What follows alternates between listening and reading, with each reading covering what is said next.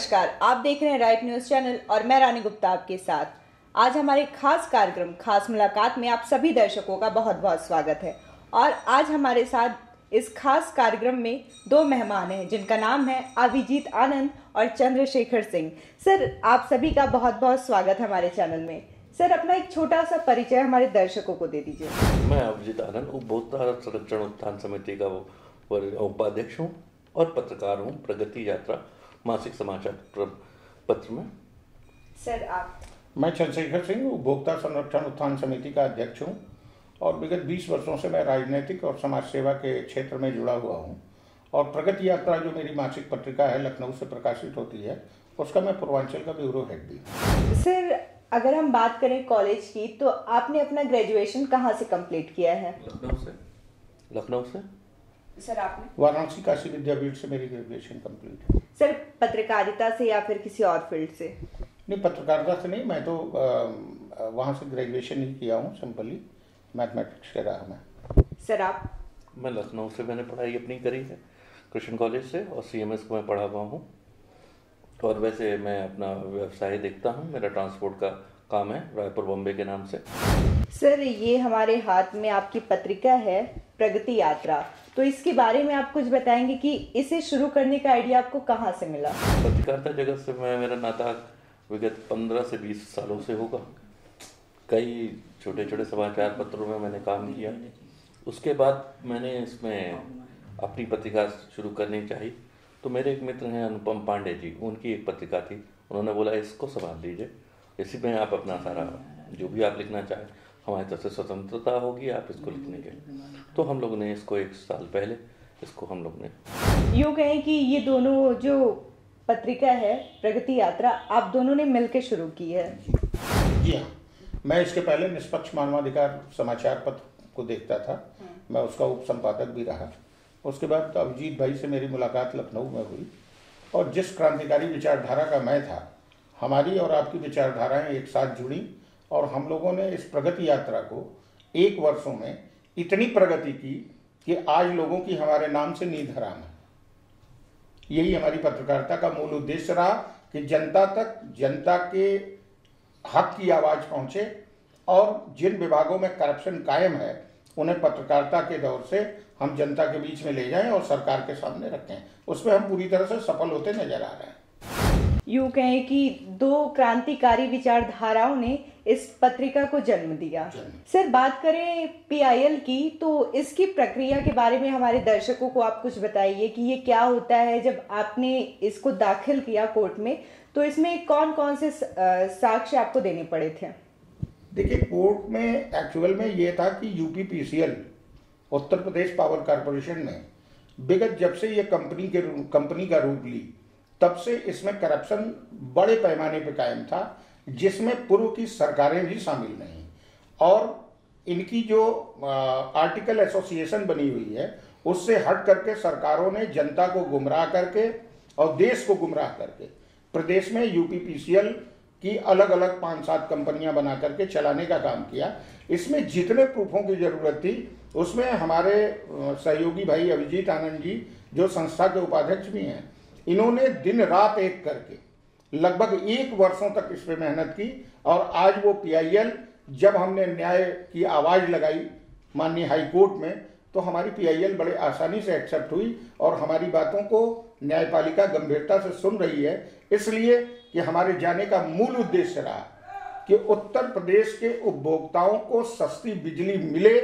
पूर्व की सरकारों के बड़े नेताओं ने कई बार ऐसी घोषणा की कि अगर ये किसी प्राइवेट कंपनी में चला जाएगा तो प्राइवेट कंपनियां ये सोने के अंडा देने वाली व्यवस्था का दुरुपयोग करके कंज्यूमरों को बर्बाद करेंगी और उसी चीज का फायदा अन्य सरकारों ने उठाते हुए, वर्तमान सरकार भी उठा रही है कि ये सोने का अंडा देने वाली इस व्यवस्था को इन लोगों ने ब्यूरोक्रेट्सों के हाथ में गिरवी रख के केवल लूटने का काम कर रहे हैं। अगर ईमानदारी से यह कंपनी चले और इसमें ब्यूरोक्रेट्सों का नहीं, इनके जो आर्टिकल आप एसोसिएशन बने हुए हैं उसकी व्यवस्था से अगर इसको चलाया जाए, तो मैं समझता हूं कि आने वाले 10 सालों में इसके सारे घाटे पूरे हो जाएंगे और लोहे के खंभे की जगह सोने के खंभे लगाने की लागत उत्तर प्रदेश का उपभोक्ता दे रहा है और देता रहा है। अगर बात करें पीआईएल दाखिल करने में जो साक्ष्य होते हैं, तो आपने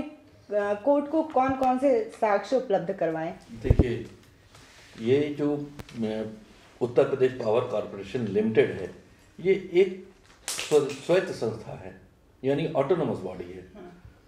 इसकी 5 सब्सिडियरी बॉडीज हैं। मध्यांचल हुआ, पूर्वांचल हुआ, पश्चिमांचल हुआ, दक्षिणांचल हुआ और किस्को। साथ में इसकी और सब्सिडियरी कंपनीज हैं जो कि सब स्वायत्त हैं। यूपीपीसीएल एक गवर्निंग बॉडी है। जब मैंने इसके बारे में और जानना चाहा कि एक गवर्निंग बॉडी में कैसे एक आईएएस की पोस्टिंग हो गई, तो मैंने इसके बारे में खोजबीन शुरू करी। जब मैंने खोजा तो article of memorandum of association जो इनका यूपीपीसीएल का है, वो मैंने नेट से डाउनलोड किया। उसके बाद मुझे इसमें मैंने उसे पढ़ा तो उसके 32 के ए के 1 में लिखा हुआ है कि उत्तर प्रदेश पावर कॉरपोरेशन का जो मेमोरेंडम है उसमें एकदम स्पष्ट रूप से लिखा हुआ है कि चयन समिति के माध्यम से जो भी नियुक्तियां होंगी अध्यक्ष की और ये मैनेजिंग डायरेक्टर्स यानी निदेशक, प्रबंध निदेशक, सबकी जो नियुक्तियां होंगी वो मेमोरेंडम और आर्टिकल से ही होंगी। उसके लिए एक स्वतंत्र कमेटी बनाई गई है। उस कमेटी में से पहले एक इसका विज्ञापन निकलता है सारे अखबारों में। उन अखबारों में विज्ञापन निकालने के बाद उनसे जो लोग इसमें जो इसको क्वालिफाई करते हैं वो लोग उसमें अप्लाई करते हैं। उसका एक इंटरव्यू होता है। उस इंटरव्यू के जरिए इनको किया जाता है चयन। एक जब से 2000 से जब ये संस्था बनी 2001 में, तब इसका वित्तीय घाटा 77 कुछ करोड़ था, जो विगत दिनों में 87,000 करोड़ के आसपास हो गया है। इन दिनों में सिर्फ एक बार समाजवादी पार्टी सरकार में एक इंजीनियर प्रबंध निदेशक बने, एपी मिश्रा जी, जिनको भी सरकार ने अपने दबाव से हटा दिया, जिन्होंने अपने को रिजाइन करके हटना पड़ा। जबकि रेजिग्नेशन यानी इस्तीफा देने से लेके चयन से लेके इस्तीफा देने की प्रक्रिया एक ही है कि आप कैसे उसको चयन करेंगे, और वही चयन समिति को ही रिजाइन देना चाहिए। इसी तरीके प्रबंध निदेशक पूर्वांचल के साथ भी यही हुआ कि यहाँ पहले तो आईएएस की नियुक्ति कर दी गई, उसके बाद तो मैंने जब उस चीज़ को पढ़ा तो मैंने बोला कि ये तो एक बहुत गंभीर विषय है। फिर मैंने जानना चाहा कि प्रमुख सचिव ऊर्जा और एमडी यूपीपीसीएल की क्वालिफिकेशन क्या है, उनका एक्सपीरियंस क्या है। क्योंकि एक्सपीरियंस प्रमुख सचिव ऊर्जा इस समय जो चेयरमैन पावर कॉरपोरेशन है वो बीटेक सिविल हैं, यानी कि उनको एक पुल बनाने, डैम बनाने, बड़े बड़े कामों के लिए है, ना कि वो बिजली विभाग को चलाने के लिए। जहाँ पे टेक्निकल आदमी यानी इंजीनियर की ज़रूरत है, वहाँ पर एक सिविल को बैठा दिया गया। अब इससे बड़ी बात ये देखिए कि जो अधिकारी आईएएस अधिकारी जो मैनेजिंग डायरेक्टर हैं, अपर्णा यू एलएलबी हैं। आईएएस अधिकारी होने के साथ उनका एलएलबी किया हुआ है। तो क्या एलएलबी किया हुआ अधिकारी जिसके पास कोई भी इस चीज़ की तजुर्बा नहीं है, वो क्या इतने बड़े संस्थान को चला पाएगा? जब नहीं चला पाएगा तभी इतना घाटा होगा। उसी तरीके प्रबंध निदेशक मध्यांचल संजय गोयल साहब एलएलबी हैं, वो भी लेकिन आईएएस हैं। गोविंद राजू जी जो यहाँ पर हैं पूर्वांचल में, वो कृषि विशेषज्ञ हैं। इसी तरीके से आपके और भी अधिकारी हैं, जैसे डॉक्टर संथिल पांडेयन, वो पीएचडी किए हुए हैं। एलएलबी वो नहीं है, बीटेक नहीं है, सिविल से कोई भी नहीं है, यानी कि इलेक्ट्रॉनिक्स से कोई भी बीटेक नहीं किया हुआ है। यानी कि यूँ कहें क्वालिफिकेशन के आधार पर इन लोगों को ना क्वालिफिकेशन है ना एक्सपीरियंस है। जब हमने ये बात कोर्ट में के सामने रखी तो कोर्ट ने यही सरकारी जो एडिशनल एडवोकेट जनरल साहब खड़े हुए थे हमारे विपक्ष में, और सरकारी और वकील जो खड़े थे, उन्होंने उनसे यही पूछा कि इनको क्या आधार है आपकी नियुक्ति करने का, और क्या इनके पास क्वालिफिकेशन है, और किस संस्था ने इनकी नियुक्ति करी, किस कमेटी ने इनकी नियुक्ति करी और कैसे नियुक्ति हो गई। जब नियुक्ति ही गलत होगी तो सारे निर्णय गलत होंगे। जब निर्णय गलत होंगे तो उस पर बिजली का बिल बढ़ेगा। बिजली का बिल बढ़ेगा तो किसके ऊपर आएगा? जनता के ऊपर आएगा। और हम और आप अपनी जेब से इनके गलत फैसलों को भुगतते हुए पैसे दे रहे हैं। तो बात करें कि दिन ब दिन बिजली की जो बिल बढ़ते जा रहे हैं, तो उसमें मेन कारण यही होता है। जी हाँ, यही होता है। जब अधिकारी सक्षम नहीं है, जिसके पास एक्सपीरियंस नहीं है, जिसके पास क्वालिफिकेशन नहीं है, तो वो कैसे इस चीज़ को कर पाएगा? योग्यता की कमी होती है, इसलिए ऐसे जो परेशानियां होती है उसका सामना आम जनता को करना होता है। आज की डेट में प्रमुख सचिव ऊर्जा और एमडी मध्य यूपी पीसीएल और जो जितने प्रबंध निदेशक बैठे हैं, ये क्या करते हैं कि हफ्ते में 6 दिन 5 दिन मीटिंग करते हैं अधिकारियों को बुला के। आज भी शक्ति भवन लखनऊ में 15वें तल पे मीटिंग चल रही है। सारे अधिकारी उत्तर प्रदेश के जमा हैं। जब सारे अधिकारी हफ्ते में 5 दिन लखनऊ या अपने डिस्कॉम में बैठ के मीटिंगें करेंगे तो काम कब करेंगे? बात करें आईएएस अधिकारी की जो नियुक्ति होती है वो तो सरकार करती है, तो इसमें अवैध कैसा हुआ? ये फिर अवैध नियुक्ति कैसे हुई? देखिए, जो नियुक्तियां आर्टिकल ऑफ एसोसिएशन में स्पष्ट लिखी हुई हैं कि कमेटी जो बनी हुई है यूपीपीसीएल की, उस कमेटी के लोगों द्वारा ही व्यक्ति नियुक्त किया जाएगा। उसमें बाकायदे वैकेंसी निकलती है, लोग अपना अपीयरेंस करते हैं, वो क्वालिफाई होते हैं। क्वालिफाई मीन्स जो उनमें आर्टिकल ऑफ एसोसिएशन में व्यवस्था दी गई है कि किस एजुकेशन के लोग इसमें अप्लाई कर सकते हैं, उस व्यवस्था के तहत लोग आते हैं, अप्लाई करते हैं, उसमें सिलेक्शन होता है। वो जब बैठते हैं तो व्यवस्थाएं अच्छी चलेंगी। आज की तारीख में मैं बड़े दावे के साथ कह सकता हूं कि पूरे उत्तर प्रदेश का अभियंता, इंजीनियर और लेखाकार सिसक रहा है, दम तोड़ रहा है, और बिजली की व्यवस्था पूरी तरह से दम तोड़ते जा रही है। अगर वो चल रही है तो सिर्फ कर्ज पे चल रही है, और उपभोक्ता हमारा जो है पूरे प्रदेश का वो निहायत ईमानदार है। उसको उसके ऊपर जबरदस्ती ब्यूरोक्रेट्सों द्वारा नए नए व्यवस्था बना के, नए नए कानून बना के उनके ऊपर एक एक्स्ट्रा बोझ डाल के उनसे जबरदस्ती वसूली की जा रही है।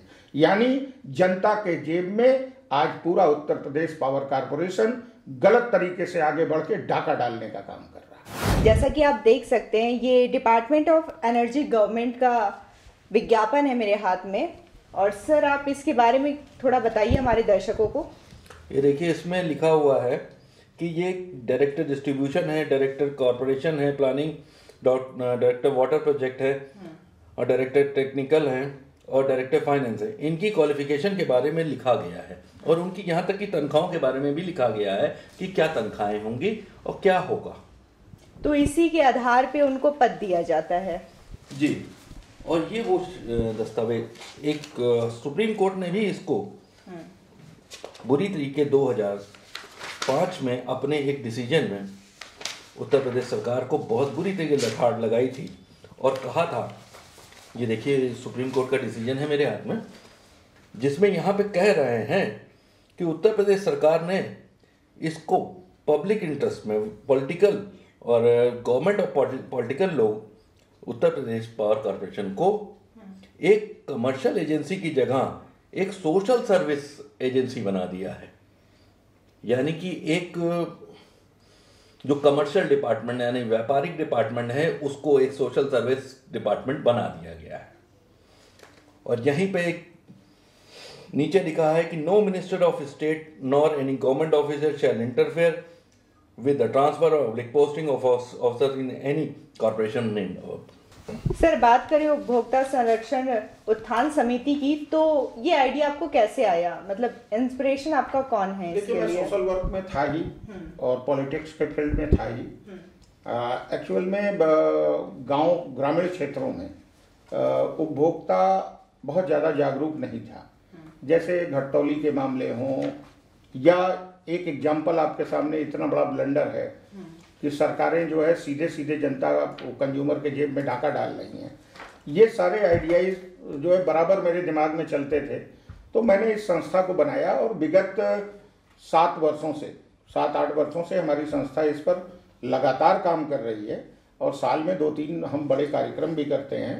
पहले तो अधिकारियों से हम अनुरोध करते हैं, अगर वो नहीं मानते हैं तो इस संस्था के संगठन के सभी पदाधिकारियों के साथ हम उन अधिकारियों को मानने पर मजबूर करते हैं और उनको सही दिशा में चलने का प्रयास कराते हैं। सर, बात करें आज वर्तमान समय की जो राजनीति है उसके बारे में आप क्या कहना चाहेंगे? वर्तमान समय की राजनीति में तो मैं यही कहना चाहूँगा कि अगर सच्ची समाज सेवा के बाद अगर राजनीति की दिशा में उठ करके देखा जाए तो आज कोई भी ऐसा दल नहीं है जो हिंदुस्तान में ईमानदारी से राष्ट्रभक्ति में राष्ट्र के लिए समर्पित होकर के काम करे। हर आदमी सत्ता को पाने की ललक में देश के कानून की धज्जियां उड़ा रहा है, नए नए नियमावली से जनता को ठगने का काम कर रहा है। राजनीति का तो कोई पैमाना ही नहीं है। राजनीति में किसी स्तर तक लोग अब नीचे जाकर के सत्ता पाने की चाहत रखते हैं। इसलिए हमने राजनीति के फील्ड में, मैं रहा एक लंबे समय तक रहा। मैं 18 साल की उम्र से मैंने सियासत की, लगभग 30 सालों तक। लेकिन मैंने इसी पाप के दलदल से निकलने के लिए मैंने राजनीति का रास्ता छोड़ करके मैंने समाज सेवा का रास्ता अख्तियार कर लिया।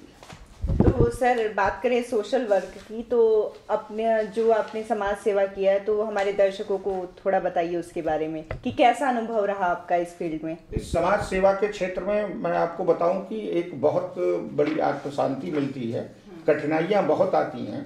आप उन पॉलिटिकल नेताओं की तरह चमक धमक में नहीं रह सकते, न उस तरीके के आपके ठाट बाट होते हैं। लेकिन समाज सेवा के क्षेत्र में अगर मानव का जीवन ईश्वर ने दिया है तो वो समाज सेवा में ही समर्पित करना चाहिए, राजनीति से हट करके। और वही मैंने किया है और मुझे बड़ा अच्छा अनुभव फील होता है। आप ये कह लें कि एक आदमी आध्यात्म के क्षेत्र में अगर अच्छा अनुभव फील करता है तो मैं समझता हूँ कि जनता की सेवा, मानव सेवा ईश्वर की सेवा है। मैं उसी को मान करके समाज सेवा में आगे बढ़ रहा हूँ। सर, आज की जो युवा पीढ़ी है तो हमारे चैनल के माध्यम से आप उन जो युवा हैं उनको क्या संदेश देना चाहेंगे? मेहनत करें और अपना टारगेट फिक्स करें और उसके बाद उस पर काम करें। सर, यही सवाल अगर मैं आपसे कहूं कि युवाओं को क्या संदेश देना चाहेंगे तो आप क्या कहेंगे? देखिए, युवाओं में विगत 15-20 वर्षों में बहुत बड़ा परिवर्तन आया है। आज एजुकेशन के क्षेत्र में लोग बहुत जागरूक हुए हैं। अगर भारत की सरकार जगेगी तो युवा को अपने आप रास्ते मिलेंगे। हमारे यहाँ करोड़ों बेरोजगार सड़कों पर घूम रहे हैं।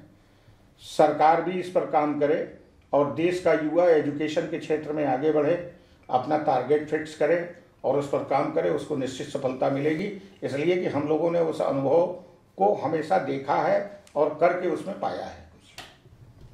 सर, आप दोनों से बात करके बहुत ही अच्छा लगा। तो हम मिलेंगे आपसे अगले एपिसोड में एक नए मेहमान के साथ। तब तक के लिए देखते रहिए खास मुलाकात, राइट न्यूज़ चैनल। मैं रानी गुप्ता आपके साथ।